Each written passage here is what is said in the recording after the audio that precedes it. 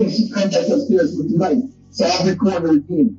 She grabbed the phone out my hand while I'm trying to record and took the knife and poked the screen and pushed the screen on the phone. And then she slid the phone. And then she comes to me, so I'm running around the room. I jump up on the bed, and when I jump up on the bed, she trying to come down on me with the knife. So I grabbed her gun from under the mattress, and she jumped her, she was trying to come down. I shot, man. I couldn't get her, baby. I know I'm 50 down. Stop. On October 9th, 2023, at about 11:40 p.m., a chilling incident unfolded in Warrensville Heights. The local police department received a distressing call from a man, Terrell Edwards, who confessed to a grave act, claiming he had just killed his fiancée. Responding immediately, officers from Warrensville Heights Police Department, along with emergency medical services, arrived at the scene to find a devastating sight. Amanda Williams, identified as the fiancée, had been shot and was urgently transported to a nearby hospital. Despite the efforts to save her, Amanda was later pronounced dead. Why would someone call to confess to such a horrifying act? What could have led to this tragic event? Warrensville Heights, Ohio, a suburb of Cleveland in Cuyahoga County, has a population of 13,789 as of 2020 census. Known as the Friendly City, it balances suburban tranquility with access to urban amenities, offering residents both recreational and historic sites. The community is predominantly African American and values strong familial and community ties. Life here balances quiet residential areas with the convenience of local businesses. However, like many urban areas, it faces challenges with crime. Recent statistics indicate a crime rate that prompts community concern, culminating in notable incidents like the case of Amanda Williams. Amanda S. Williams lived a life marked by kindness, grace, and dedication. Born in Cleveland, Ohio on April 18, 1977, to Georgia L. Williams and Jewel Lewis, Amanda's upbringing was grounded in family values and community spirit. She graduated from Shaw High School in 1995, already showing signs of the remarkable person she would become.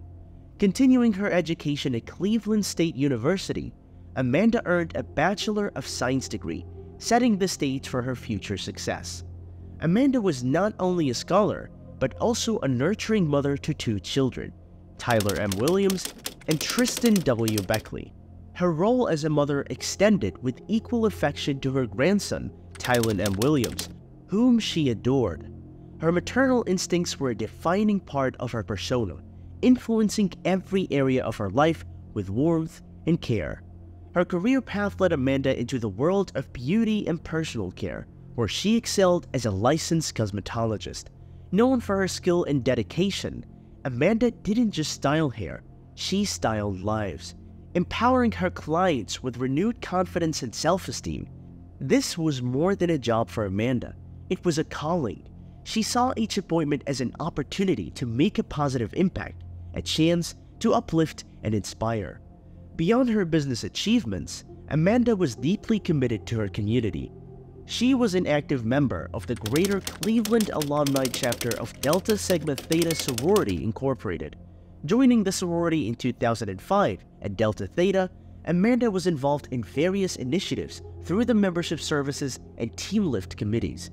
Her commitment to service was unwavering, embodying the sorority's ideals of scholarship, service, and sisterhood. Amanda's influence also extended to the digital world through her active social media presence. She consistently used her platform to promote positivity and personal growth.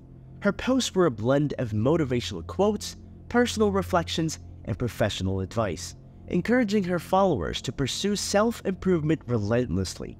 She believed in the power of resilience and often reminded her audience to stay focused on their goals, regardless of the obstacles. 2023 marked a pivotal year for Amanda S. Williams. With over 25 years in the hair care industry, Amanda realized her dream by opening Alma Mode Styles in University Heights, a stylish area near downtown Cleveland. Despite the daunting statistic that 80% of new salons close within 18 months, Amanda's business not only survived, but thrived. Her salon celebrated its second anniversary, a testament to her business acumen and the strong rapport she built with her clientele. Alongside running a successful salon, Amanda launched her own line of hair care products, further establishing her brand and presence in the industry. On the personal front, life seemed prosperous for Amanda. She lived in Warrensville Heights with her fiancé, 41-year-old Terrell Edwards, a hospital worker who also drove for Walmart. Their 6-year relationship had progressed to an engagement, and through social media, Amanda often shared the joyous moments they spent together, like a romantic Valentine's Day dinner and a memorable birthday trip to Las Vegas featuring premium seats at an Usher concert. However, not everything was as perfect as it appeared online. Amanda and Terrell's relationship faced significant challenges. Despite the external display of happiness, serious concerns lurked beneath the surface. Amanda had grown increasingly worried about red flags in her relationship by October 2023. The couple had been engaged for a year, but their relationship was strained, necessitating couples counseling. Terrell, who had no felony criminal record, was nonetheless described by Amanda's family and friends as having a past of physical and emotional abuse towards her. There were reports that he had been arrested for assaulting Amanda in 2019, and in 2020, a restraining order had been filed against him by another woman for stalking and threats. These troubling signs pointed to a deep and unsettling pattern of behavior. Amanda was preparing to leave Terrell, aware that separating from an abusive partner could be the most perilous time for a victim of intimate partner violence. Her decision to leave, motivated by a desire for safety and well-being, underscored the complexity and danger of her situation. Beyond her tumultuous personal life and successful business endeavors, Amanda was a woman of deep faith and generosity. Her religious conviction was the cornerstone of her existence. She was a devout member of her church, participating in services physically when possible and virtually otherwise. Amanda's life philosophy was to see the good in every situation. She loved her family deeply, was committed to her sorority, and cared profoundly for her community. Her legacy, marked by her professional success, personal challenges, and community involvement, painted the picture of a woman who was much more than the circumstances of her untimely demise. Her life story, filled with achievements, love, struggle, and resilience, continues to resonate with those who knew her and the community she cherished. On the morning of October 9, 2023, as the autumn air in Warrensville Heights chilled to 43 degrees, the day began with an unsettling calm that would soon unravel into a tragic event. Amanda Williams had just returned from a cosmetology convention in Columbus. A mistext from her fiancé, Terrell Edwards, sparked his anger, setting off a chain of arguments that lasted throughout the day. The tension in their home on Sunset Drive escalated rapidly. In a bid to assert some control over the situation, Amanda disconnected Terrell's phone service. This action prompted him to get a new phone number and continue the argument, which they chose to have in the basement to keep it away from Amanda's daughter and granddaughter upstairs. Throughout the day, Amanda demanded that Terrell leave their home. By late afternoon, he began to pack his belongings. However, the situation took a drastic turn. The argument reached its peak late in the evening, and in a moment of distress, Terrell dialed 911. When the Warrensville Heights police arrived, they were met with a harrowing scene. Officers found Amanda suffering from multiple gunshot wounds. Emergency responders quickly transported her to South Point Hospital, but despite their efforts, Amanda succumbed to her injuries. During questioning, Terrell provided his account of the events to the police. He claimed that during their argument, Amanda had pulled a knife on him and held him hostage in their bedroom. According to his statement, she lunged at him with a knife, and he reacted by shooting her 6 times in what he claimed was self-defense. This account was captured in the audio from the police body cam.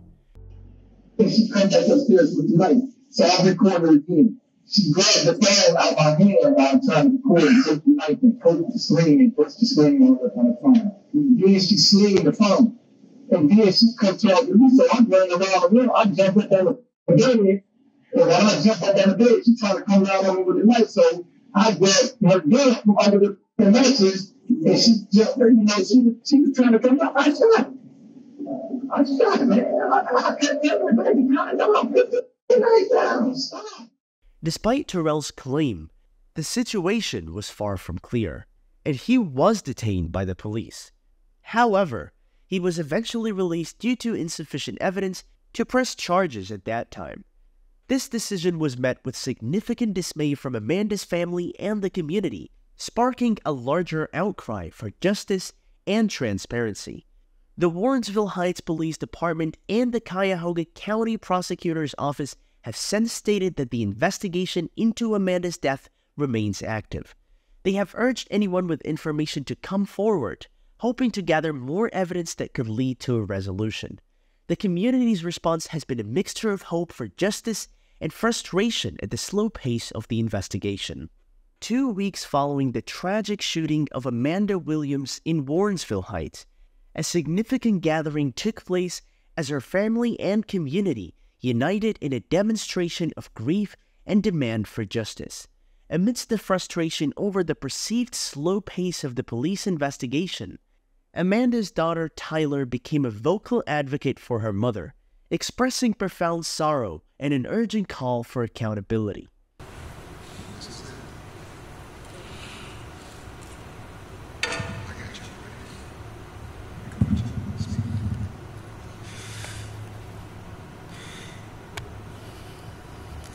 I'm speaking for my mom, because she's not here to tell her story. My mom did not deserve this at all. She was the best person, the most loved. I thank you guys for the support and everyone that loved her and here for her. But she did not deserve this at all.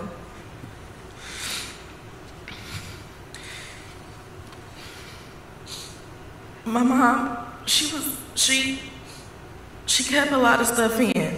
She did not tell us stuff that was happening to her, and had she told us, that man would not have been walking around our family at all.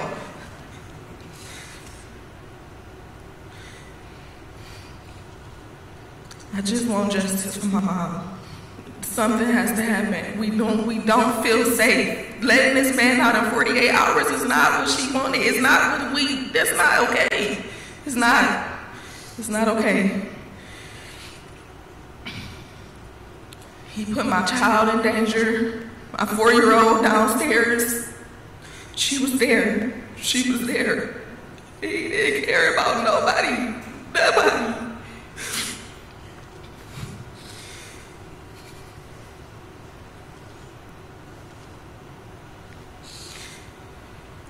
To take someone's life like that is just a monster.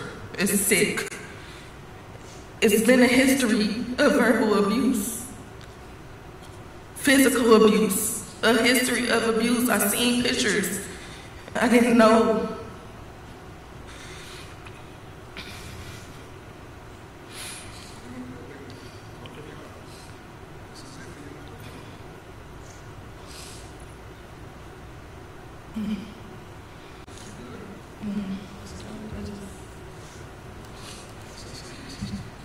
Joey, Amanda's brother, also addressed the crowd, thanking them for their support and reiterating the family's need for justice. I'm Amanda's brother. I'm Joey. And thank you, Vaughn. And I need justice. So, I mean, however got to come, I need it. You see all these people behind me? I mean, she is loved by a lot. She got an army behind her. And we begging for it the right way. We want justice. And thank you again, bro. Come here, Mike. Listen to me.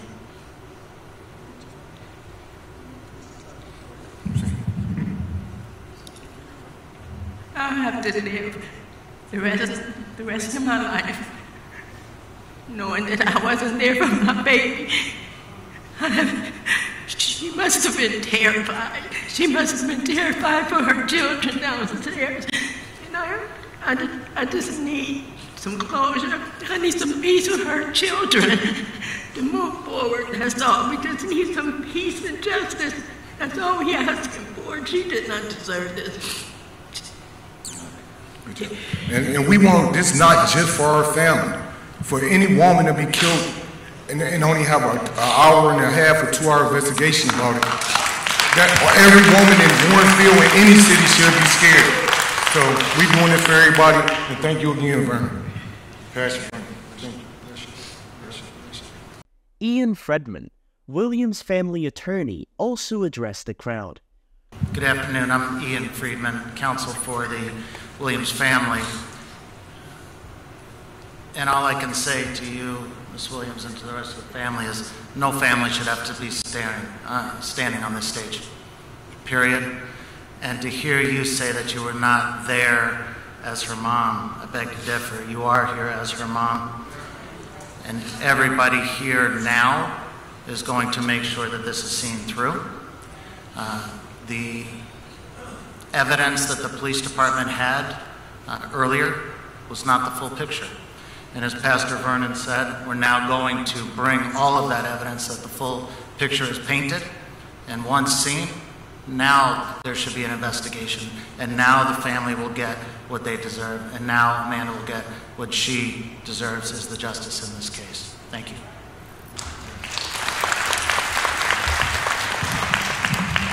Williams' family and the broader community rallied, not just through public demonstrations alone, but also via a targeted social media campaign. Their goal was clear: to push the authorities to reevaluate Terrell Edwards' initial claim of self-defense. The campaign gained significant traction, echoing through the corridors of social media and capturing the attention of local media outlets. The pressure culminated 23 days after Amanda's death, when the Warrensville Heights Police Department made a critical announcement. They issued a press release stating that new facts had emerged from their investigation, leading to a grand jury in Cuyahoga County being convened. The grand jury deliberated on the evidence presented and voted to indict Terrell Edwards for the homicide of Amanda Williams. The charges against Edwards were severe and multiple: 1 count of aggravated murder, 2 counts of murder, 2 counts of felonious assault, and 1 count of domestic violence. This development indicated that the investigative team had found substantial evidence suggesting that Terrell's actions were premeditated rather than a spur-of-the-moment act of self-defense. Following the indictment, a warrant was issued for Terrell's arrest. Initially, law enforcement made several attempts to locate and apprehend him, all of which were unsuccessful. The situation prompted a public call for him to surrender. Ultimately, on Friday, November 3rd, Terrell turned himself into the authorities and was detained with a bond set at $1 million. Nearly 4 months after the tragic death of Amanda Williams, the trial of Terrell Edwards commenced on February 27, 2024. With the courtroom filled with anticipation, the prosecution was set to prove that the shooting was not an act of self-defense as claimed by Terrell, but rather a premeditated act of violence. The defendant gets a gun and shoots her 6 times. A revolver, emptying the revolver into Amanda Williams, killing her in her own bedroom. She had told him to leave. I want you to leave. Go. He said no. And she has a knife with her, and they're arguing. And the defendant gets a gun and shoots her 6 times. There's nothing mistakable about this. This man, at the moment he shot, did not want to be stabbed with that knife. And it was imminent, and that's the choice he made. And we believe when the court instruction on self-defense, that is self-defense, and that's the only choice he had. The trial opened with the testimony of Dr. Elizabeth Mooney, the county deputy medical examiner. Dr. Mooney's testimony was crucial as she clarified the cause and manner of Amanda's death. She reported to the court that Amanda had succumbed to multiple gunshot wounds, and she classified the manner of death unequivocally as homicide. An intriguing detail emerged during her examination. Amanda's body had 8 gunshot wounds, yet only 6 shots had been fired by Terrell. Dr. Mooney explained to the jury that it was possible for a single bullet to cause multiple entry and exit wounds, which accounted for the discrepancy in the number of wounds versus shots fired. Further intensifying the courtroom drama, the prosecution presented a series of cell phone videos recorded by Terrell on the night of the incident. You gonna stab me? I'm going to defend myself. Defend yourself from what? I'm going to defend myself. You acting violent? There you go. See? No, you. Oh, chill out. Chill out. Chill out. You know what? Chill out. Why'd you try to help me with? The videos captured a highly tense situation in the couple's bedroom, where Amanda could be seen holding a knife and demanding that Terrell leave her house. The recording continued as a struggle ensued, during which Terrell managed to retrieve a gun hidden under the mattress and shot Amanda multiple times. The prosecution highlighted several critical points from the video to the jury. They noted that at no point did Terrell ask Amanda to drop the knife, nor did he warn her that he was armed or that he intended to shoot. The video showed Amanda at a distance from Terrell, moving toward the front of the bed, not aggressively toward him as he retrieved the gun from under the mattress. When it was Terrell's turn to take the stand, he portrayed a narrative of fear and self-preservation. He insisted that he was genuinely afraid for his life during the altercation with Amanda, who was wielding a knife. According to him, shooting Amanda was the only option he had at that moment to protect himself, a claim he hoped would resonate with the jury as a valid act of self-defense.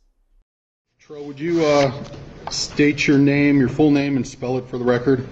Terrell Edwards. In the courtroom, the air was tense as Terrell Edwards took the stand to recount the events leading up to the tragic night of October 9th, 2023. He started by describing his 6-year relationship with Amanda Williams, noting their engagement and plans for a wedding at the World Church. He mentioned they had recently completed premarital counseling, describing their relationship overall as pretty good. The day in question, however, unfolded differently. Terrell testified that their argument began over text messages and escalated with Amanda trying to expel him from their home. He portrayed Amanda's demeanor as alarming, claiming her eyes were red and bloodshot and that she seemed possessed by a demon. As the situation escalated, he testified that Amanda threatened him, implying harm if he stayed the night. So then she told me, okay, if you do stay here tonight, you're going to have to sleep with one eye open. In response, he moved 2 guns from his nightstand to his car for safety. Returning inside, he found Amanda on the phone, which he assumed was to the police. Feeling threatened, he decided to pack and leave. According to Terrell, Amanda then confronted him with a knife as he attempted to record the altercation on his phone. I'm going to defend myself. I hope you defend yourself from what? I'm going to defend myself. You acting violent? There you go. See? The video, however, showed Amanda setting the knife down, a key piece of evidence highlighted by the prosecution. I remember her, like, when I looked, she was stabbing the screen on the phone. And I remember her coming towards me to her side of the bed, so I reached under the mattress where she keep her firearm. And I remember getting up, and I thought that I shot her. Why did you shoot her? Because she was coming at me with the knife. I just shot rapidly. I was scared. She had me so scared with that knife. You just said you were de-escalating by telling her to chill out. Why didn't you de-escalate further by saying, I've got your gun, please stop? Like I said, I didn't want to shoot her. I'm trying to run to get away, and that's when she cut me off, and she lunged at me with the knife. Under cross-examination, the narrative Terrell provided began to unravel. The prosecution pointed out inconsistencies and questioned the logic of his actions. They stressed that the video footage showed Amanda placing the knife down before approaching Terrell, challenging his claim of self-defense. Further, the county medical examiner's testimony revealed that one of the gunshot wounds would have paralyzed Amanda from the neck down, rendering her incapable of holding a knife or posing a threat thereafter. The defense attempted to counter these points by suggesting Amanda could have retrieved the knife in a moment not captured by the video, but this theory was weakened by the medical evidence and the video's implications.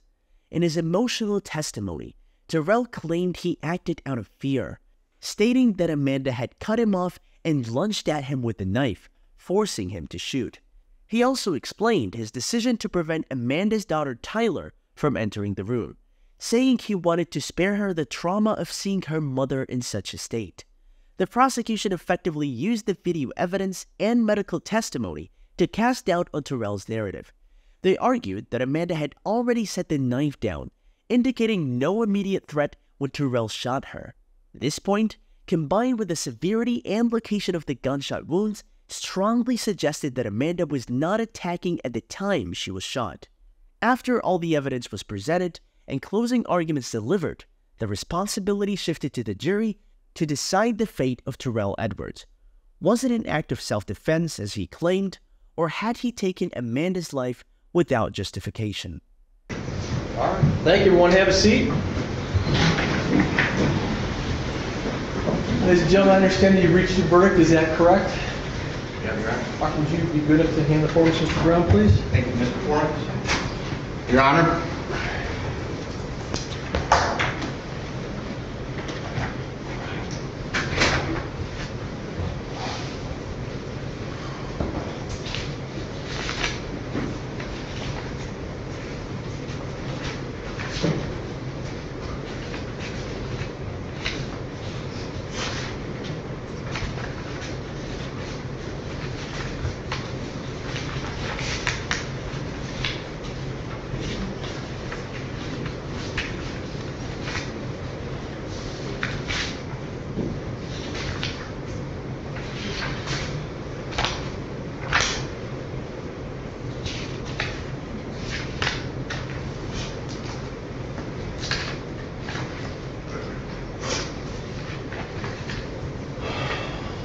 All right. I have reviewed the verdict forms, and they do appear to be accurately or at least completely filled out. Mr. Edwards, you could please stand. As the courtroom quieted down, the moment everyone had been waiting for arrived. The judge addressed Terrell Edwards, requesting him to stand as the verdicts were about to be read. The tension in the room was palpable, with every attendee bracing for the outcome that would seal the fate of the accused. The judge began by confirming that the verdict forms were properly filled out and acknowledged by the jury. He then proceeded to read the decisions on the counts charged against Terrell Edwards. For the first count of aggravated murder, the jury found Terrell not guilty. This initial verdict surprised many in the courtroom, as it was signed by all 12 jurors, indicating a unanimous decision. However, the specifics behind these decisions were not completed, leaving some room for speculation about the jury's reasoning. The atmosphere grew even tenser as the judge read the second count. For the charge of murder under Section 2903.02a of the Ohio Revised Code, the jury found Terrell Edwards guilty. This decision was also unanimous, signed in ink by all 12 jurors, clearly indicating that while they did not find sufficient evidence for aggravated murder, they agreed that Terrell had unlawfully caused Amanda Williams' death. A mild commotion ensued in the gallery as the judge continued with the firearm specifications, which were significant given the nature of the crime. The jury found that firearms were indeed used in the commotion of the murder, adding gravity to the charges. As the verdict reading concluded, it was revealed that aside from being acquitted on the charge of aggravated murder, Terrell was found guilty on the remaining charges, including 2 counts of murder, 2 counts of felonious assault, and 1 count of domestic violence. This comprehensive conviction highlighted the jury's recognition of the severity and multiplicity of Terrell's actions during the incident. The sentencing hearing for Terrell Edwards was held 1 week after the verdicts were read, convening in a courtroom presided over by Judge Stephen E. Gall. The atmosphere was charged with a palpable sense of anticipation and solemnity, as those present awaited the final judgment in this consequential case. Judge Stephen E. Gall addressed the court saying, "Everyone, have a seat." He is. Okay. Yep. So we can probably bring him on. Bring it right up? Yeah. Okay. So a couple of things, right? I absolutely, once again, expect proper courtroom decorum no matter what. Sheriff's deputies are here. They're in charge of courtroom security. And if anybody does or says anything that impacts on courtroom security, they have my full authority to act appropriately, and I know none of you wants that to happen. So please make sure you keep that in mind. Ask that all your phones be off and put away.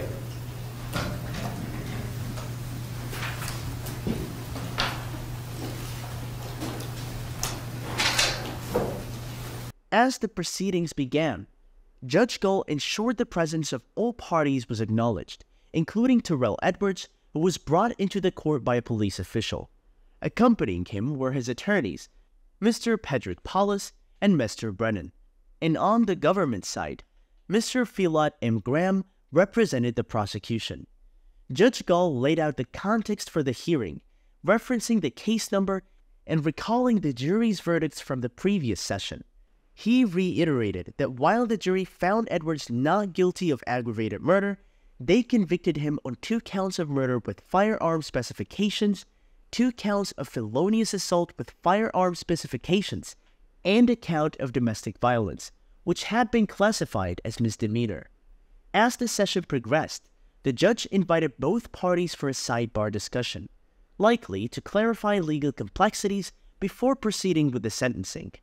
Yeah, and can I see parties at the sidebar, please, real quick? Kelly, please.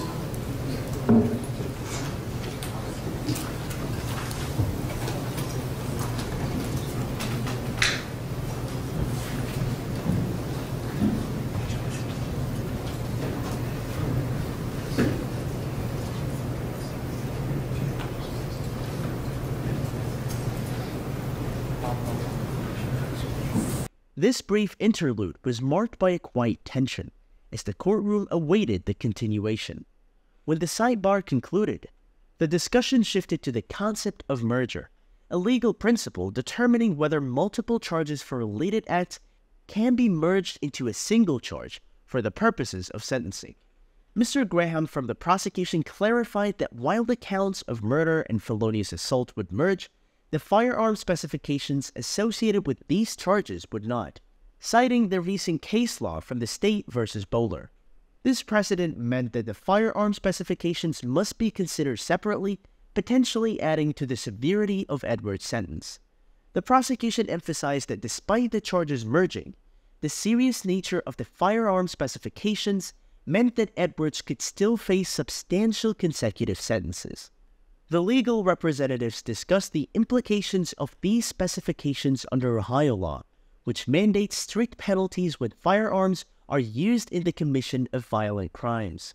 As the legal discussion unfolded, Judge Gall navigated through the complexities of the case, demonstrating a thorough understanding of the legal statutes involved. He expressed his readiness to proceed with sentencing, having deemed himself well informed by the trial's proceedings without the need for a pre-sentence investigation report. In addressing the court, the prosecution argued for a stringent application of the law given the gravity of the crimes and the clear evidence of firearm use. The defense had the opportunity to argue for mitigation, presenting any factors that might influence the judge to impose a more lenient sentence. As he's done with his statement and sits, the judge asks if there is anything else by way of preliminary, and at this point, the prosecution stands up and talks to the judge about a motion set by the defense, which indeed added another layer of complexity to the proceedings. Filed on March 8, 2024, the motion sought to set aside the verdict and enter a judgment of acquittal under Criminal Rule 29C.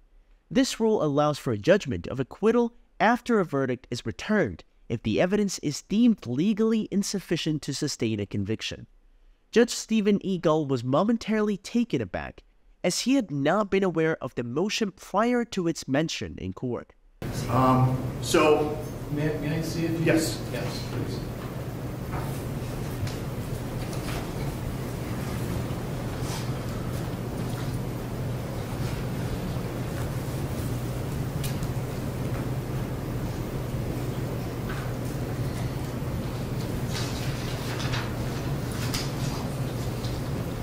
Did you have sufficient opportunity to file a written response?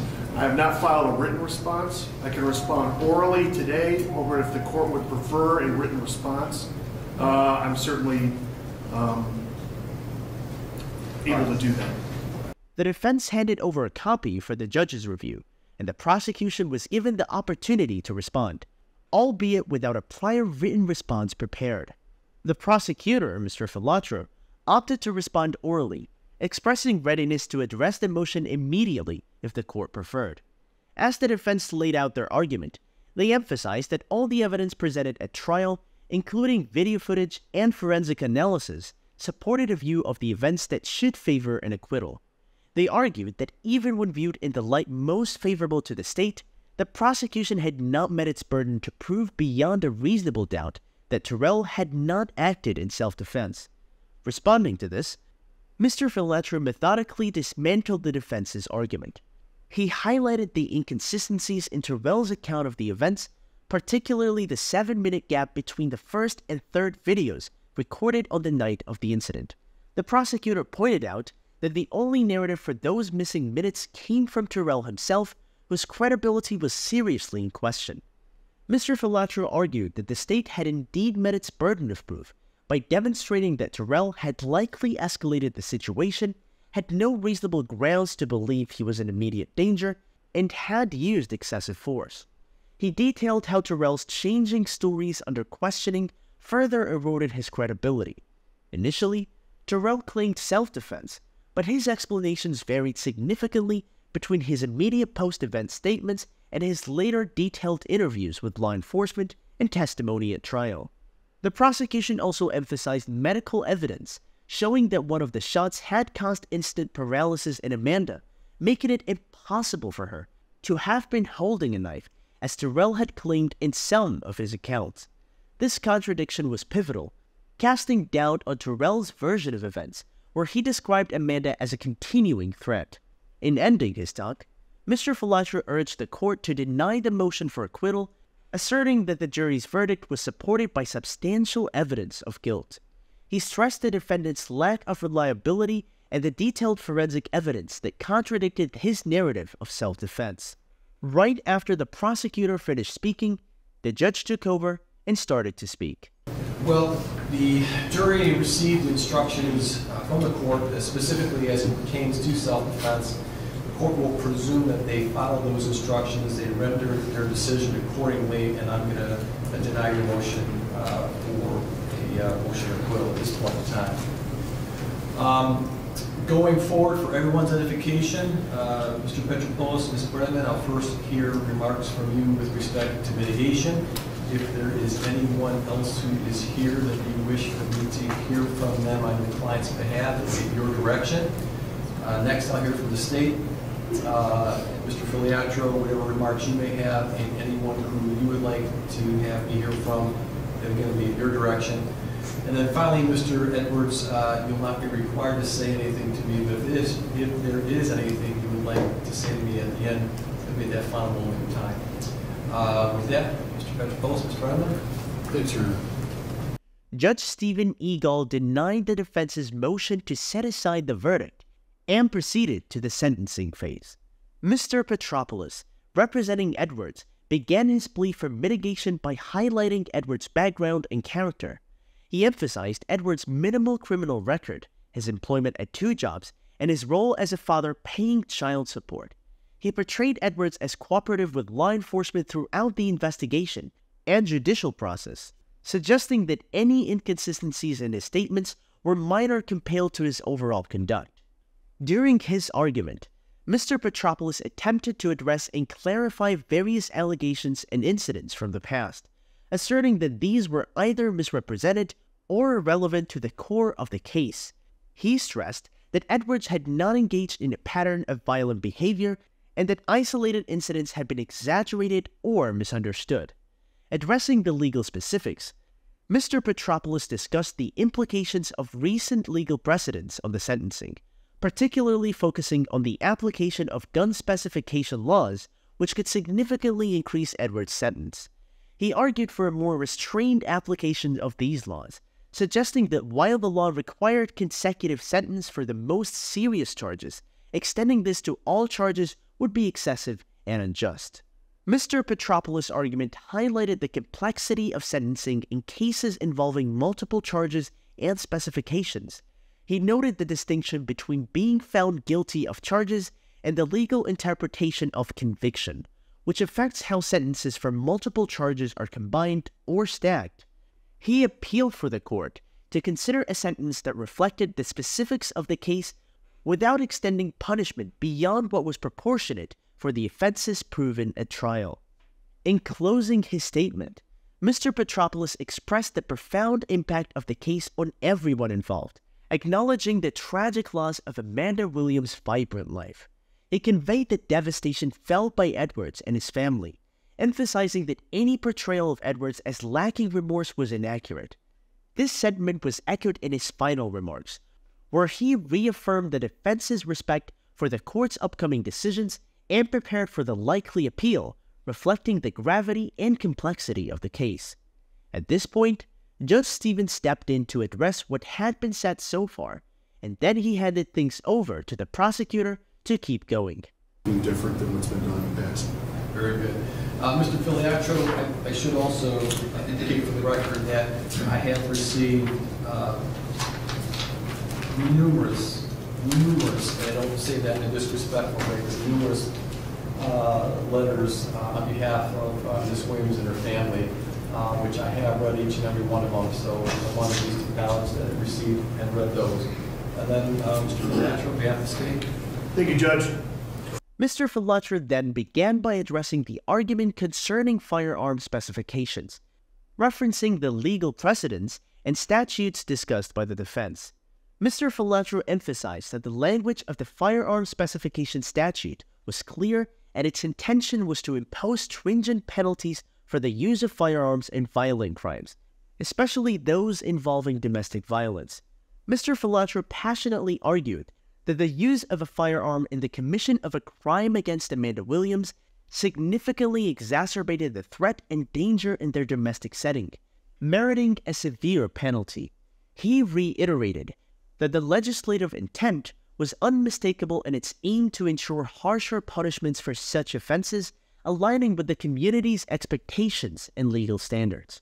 He then shifted his focus to the specifics of the case, particularly the incidents leading up to the shooting. Mr. Filiatro reminded the court of the text messages that Amanda had sent, which painted a vivid picture of the abuse and fear she had endured. He highlighted a specific message where Amanda expressed her humiliation and the physical evidence of violence she suffered at the hands of Edwards. The prosecution disputed the narrative that Edwards had acted in self-defense, pointing out inconsistencies in his statements and behavior during the incident. Mr. Filiatro underscored that Edwards had multiple opportunities to de-escalate the situation, but instead chose to retrieve a gun and shoot Amanda multiple times, actions that were incompatible with his claims of self-defense. To further solidify his argument, Mr. Filiatro presented evidence from the trial, including video footage and testimony that contradicted Edwards' version of events. He pointed out that in the critical moments captured on video, Amanda was not posing a threat that justified the use of deadly force. The prosecutor argued that Edwards' failure to call for help or attempt non-lethal means to resolve the situation indicated a clear intent to harm rather than protect himself. As Mr. Filiatro concluded his remarks, he introduced Ian Freeman, the attorney representing Amanda's family under Marcy's Law, who would speak on behalf of the family. Mr. Freeman was prepared to present personal statements from family members and friends who would share their grief and the impact of Amanda's loss on their lives. These testimonies were intended to convey the profound emotional and community void left by her untimely death, emphasizing the need for a sentence that reflected the gravity of Edward's actions. Mr. Freeman then brought up Amanda's brother with him, who delivered his speech to the judge. In the emotionally charged atmosphere of the courtroom, Amanda Williams' brother, Joey Lewis, approached the podium to deliver his impact statement, a poignant moment in the sentencing hearing of Terrell Edwards. With visible emotion, Joey began by acknowledging the difficulty of speaking about his sister under such heartbreaking circumstances. Encouraged by Judge Stephen to take his time, Joey took a deep breath, gaining the composure needed to speak on behalf of his family. And Judge, I can't lie, we hurt. So Mr. Lewis here, what I would say to you, and I'll probably say to others, Yeah. I can't imagine being in your shoes, right? Yeah. But I want you to know that whatever it is that you have to say to me, I know is important. Yeah. And so I encourage you maybe to take a couple of deep breaths. Yeah. And then Let's whenever go. you are comfortable, Right. I'm willing to take as much time as necessary Right. for you to be heard. Okay? Okay. Right. Yeah, I'm going. Whew.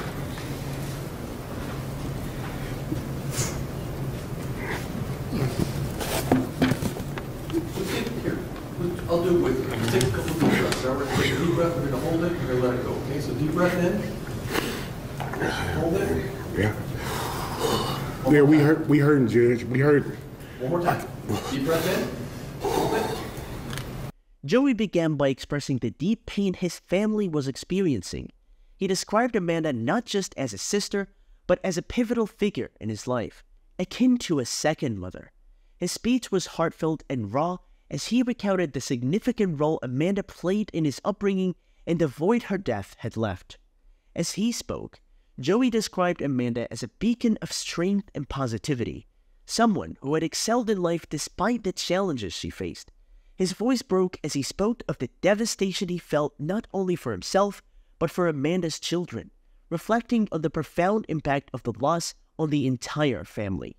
Joey shared personal anecdotes that painted a picture of Amanda as a loving and influential figure in many lives. He expressed his disbelief and anger toward Terrell Edwards, the man convicted of killing her, labeling him manipulative and deceitful. He recounted a poignant moment when Terrell had asked for his blessing to marry Amanda, a gesture that now felt like a painful irony given the subsequent events. Joey's testimony also highlighted the broader implications of Amanda's death on the community, noting how her absence was felt by everyone who knew her. He stressed that Amanda's relationship with Edwards, marked by manipulation and violence, was tragically common in cases of domestic abuse. Throughout his statement, Joey struggled with his emotions, but remained resolute in his desire for justice. He emphasized the need for a severe penalty for Edwards, arguing that the nature of the crime warranted a substantial sentence to reflect both the severity of the act and the irreparable harm it had caused the family. Joey's final words were a powerful plea to the judge to consider the full impact of Amanda's death on her family and community. He expressed a hope that his niece could grow up in a world where she could process and perhaps forgive the trauma of her mother's death, but only once Edwards had served a time commensurate with his actions. The courtroom was silent as Joey returned to his seat, his testimony leaving a lasting impression on all present. Judge Gull thanked him for his courage and honesty in sharing his pain and the pain of his family. As soon as he was done speaking, Amanda's daughter Tyler came to the podium and gave her speech.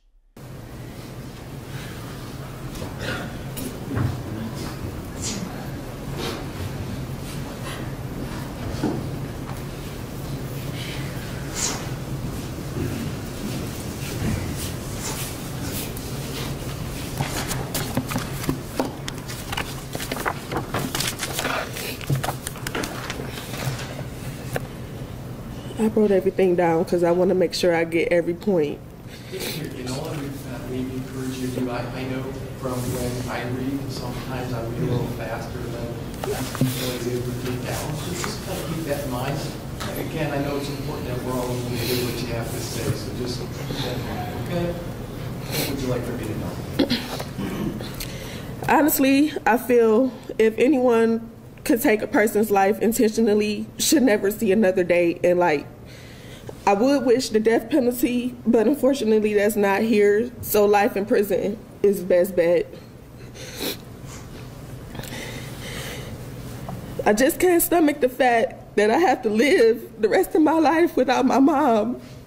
My daughter has to live the rest of her life without her grandma because a coward wanted to take her life. My mom did not deserve this at all. My mother was a family-oriented person.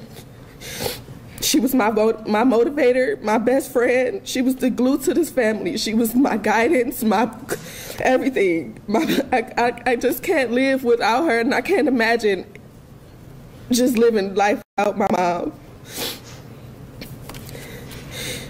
I can't never call my mom again and tell her I love her. I can't never call and tell her about my day, about how my daughter is doing, how she's growing up. I can't do that no more.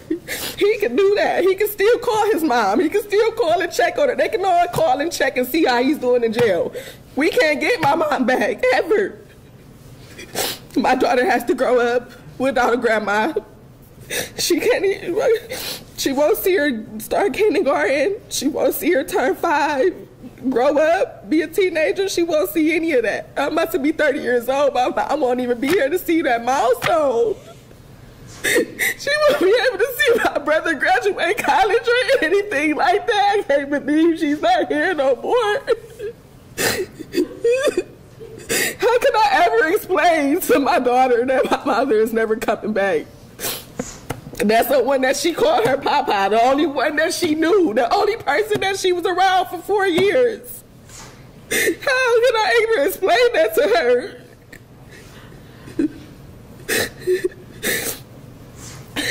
And you said you never wanted me to be traumatized. I was traumatized the moment I walked in the room and see my mom lying there. And I was even more traumatized. I couldn't even hold her with her last breath. I just can't. It's not sitting right with me. I don't feel like anyone should be out here in this world if they kill someone. I don't respect a person like that, and I don't have any sympathy. This man never had any remorse for my mom at all. He didn't try to get her up. He didn't try to make sure she was okay. He didn't have no remorse or nothing, and I don't either. I don't think that he should have any time. He should be in jail forever, for life. And this is my beautiful, kind-hearted mother that he just took a beautiful spirit away. She can't even finish her life.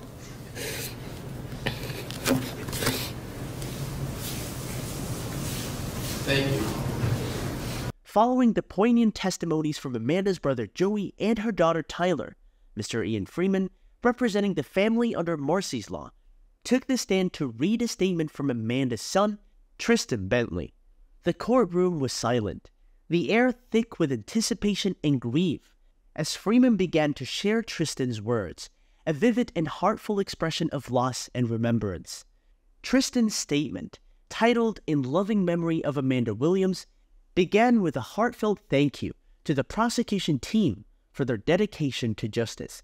It described the indelible impact of his mother's death on the family, emphasizing the deep emotional scars left behind.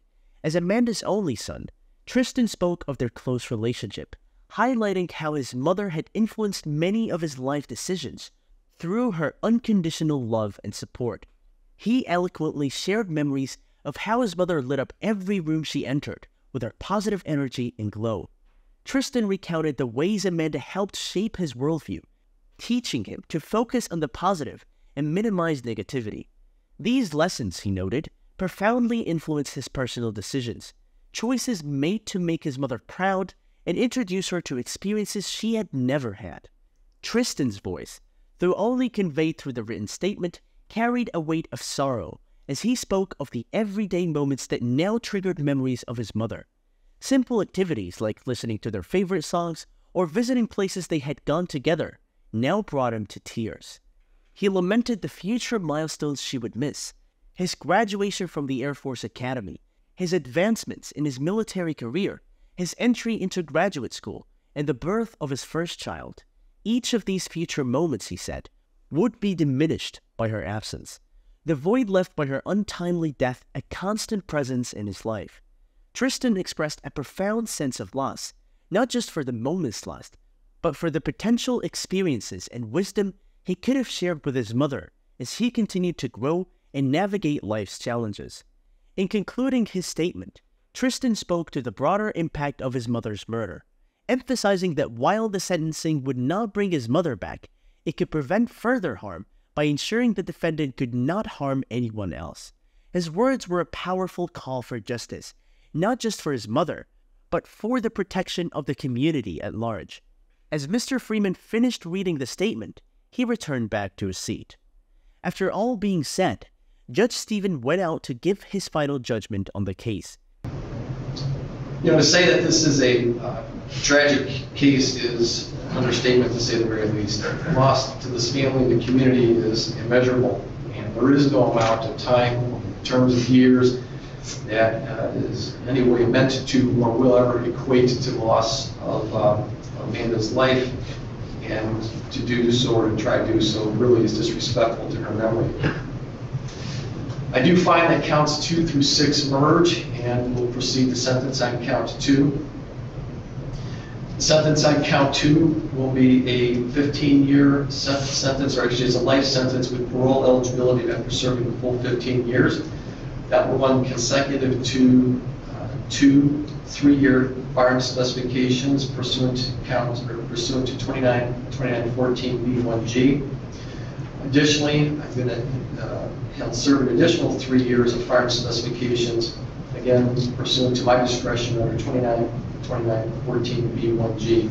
Anything else at this point in time, Mr. Filiatro?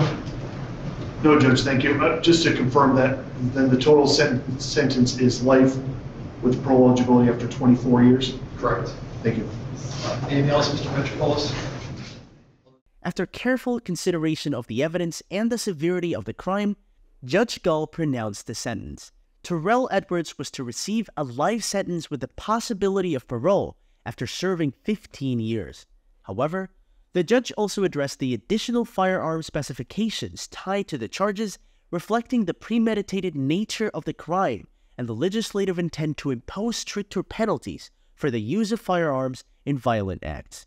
Consequently, Judge Gull added 3 consecutive periods of 3 years for each of the firearm specifications, totaling an additional 9 years. This meant that Terrell Edwards would only be eligible for parole after completing a minimum of 24 years in prison. With the final judgment pronounced and Terrell Edwards sentenced, Amanda Williams' family began to experience the first sense of closure since her tragic death. Although the deep wounds of loss would likely never fully heal, the completion of the trial allowed them to start turning their focus towards healing and remembering Amanda for the vibrant life she led, rather than the violence that ended it. What are your thoughts on the resolution of the case of Amanda Williams? How do you think the community can further support families affected by similar tragedies? Let us know your thoughts in the comments. We would love to hear from you. If there is a case you would like us to cover, don't hesitate to drop your recommendations in the comment section below. For more captivating true crime stories, like, share, and subscribe to our channel.